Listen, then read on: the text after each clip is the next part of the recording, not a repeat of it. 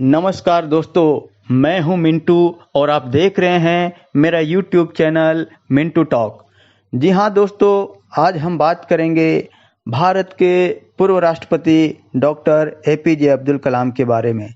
जी हां दोस्तों, doctor APJ Abdul Kalam Bharat के 11वें एवं पहले गैर राजनीतिक राष्ट्रपति थे।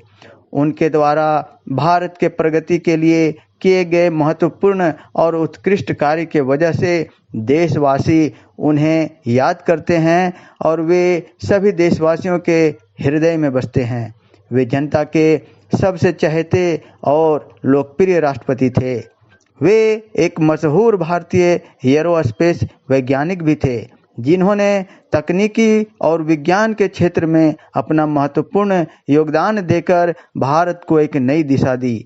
डॉक्टर एपीजे अब्दुल कलाम देश के ऐसे महान व्यक्तित्व थे जिन्होंने सर्वप्रथम देश में अग्नि मिसाइल को उड़ान दी, इसलिए उन्हें भारत के मिसाइल माइन के नाम से भी जाना जाता है। अब्दुल कलाम जी दूरदर्शी सोच वाले प्रख्यात वैज्ञानिक एवं महान व्यक्तित्व वाले प्रभावशाली वक्ता थे। वह एक ईमानदार और कुशल राजनीतिज्ञ भी थे। वे हर किसी के जीवन के लिए एक प्रेरणा हैं। उन्होंने अपने जीवन में संघर्ष की कड़ी कसौटियों से गुजरकर सफलता के असीम ऊंचाइयों को छुआ है। आइए जानते हैं भारत के इस प्रभावशाली और महामहिम व्यक्तित्व डॉक्टर एपीजे अब्दुल कलाम आज़ाद जी के जीवन से जुड़ी कुछ खास बातों के बारे में। डॉक्टर एपीजे अब्दुल कलाम जी का जन्म 15 अक्टूबर 1931 को तमिलनाडु में रामेश्वरम के धनुषकोडी गांव में एक मछुआरे के घर में हुआ था। उनका पूरा नाम अबुल पैकुर जैनुलाब्दीन अब्दुल कलाम था। इनके पिता का नाम जैनुलाब्दीन मरकयार और माता का नाम असीमा जैनुलाब्दीन था। ये अपने परिवार के सबसे छोटे संतान थे। अब्दुल कलाम जी के पिताजी मछुआरों को नाव किराए पर देकर किसी तरह अपने परिवार का पालन पोषण किया करते थे। अब्दुल कलाम जी से बड़े 3 भाई और 1 बहन थी। घर की माली हालत ठीक नहीं होने की वजह से अब्दुल कलाम जी को बचपन से ही काफ़ी संघर्ष करना पड़ा था, लेकिन वे इन कठिनाइयों से कभी घबराए नहीं, बल्कि सच्चे दृढ़ संकल्प और ईमानदारी से आगे बढ़ते रहे और आगे चलकर उन्होंने अपने जीवन में असीम सफलताएं प्राप्त की। बेहद गरीब घर में पैदा होने के कारण अब्दुल कलाम जी के अपने पढ़ाई के लिए काफ़ी संघर्ष करना पड़ा।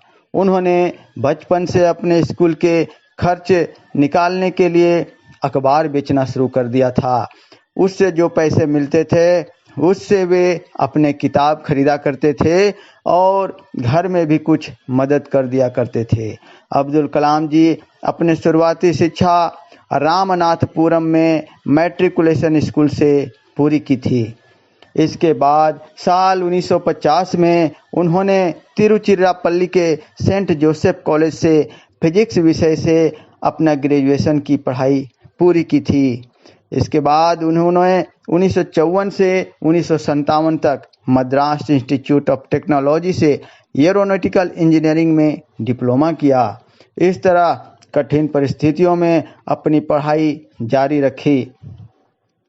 अद्भुत प्रतिभा के धनी अब्दुल कलाम आज़ाद जी ने अपनी पढ़ाई पूरी करने के बाद रक्षा अनुसंधान और विकास संगठन DRDO में एक वैज्ञानिक के तौर पर काम करना शुरू कर दिया।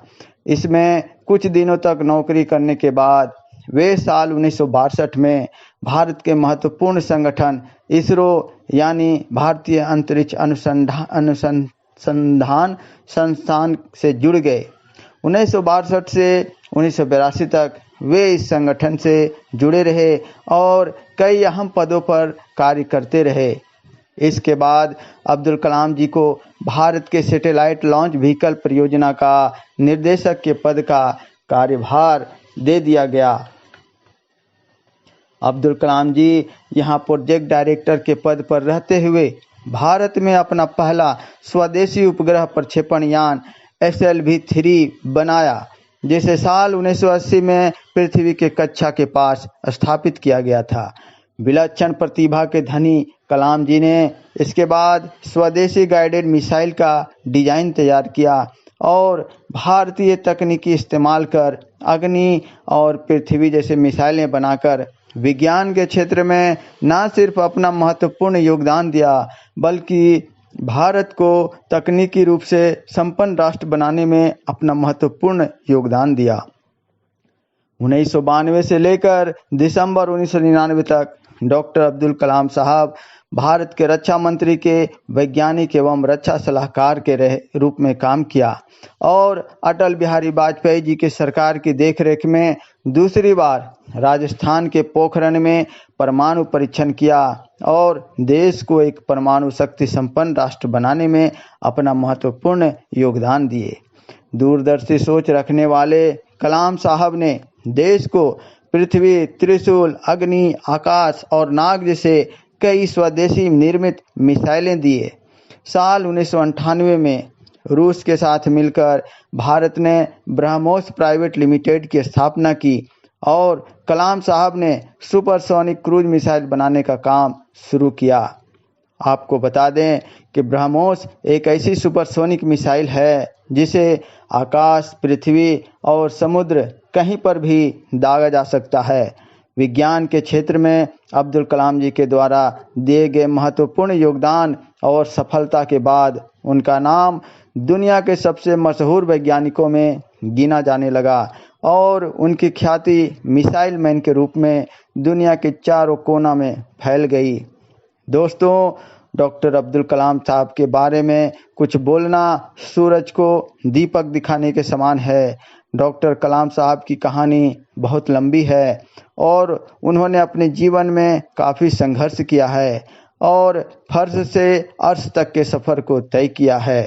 डॉक्टर कलाम साहब की आगे की कहानी हम एक दूसरे वीडियो में लेकर आएंगे, जिसमें उनके राष्ट्रपति बनने से लेकर उनके मृत्यु तक की कहानी को बताएंगे। तो अभी के लिए इतना ही। आप लोगों को हमारा ये पेशकश कैसा लगा अपना कमेंट देकर ज़रूर बताइएगा। और हाँ, यदि अभी तक आप लोगों ने मेरा ये चैनल सब्सक्राइब नहीं किया है तो प्लीज़ सब्सक्राइब कर लीजिए और वीडियो अच्छी लगी हो तो लाइक का बटन दबा दीजिएगा। तो मिलते हैं अगले वीडियो में, तब तक के लिए धन्यवाद, नमस्कार।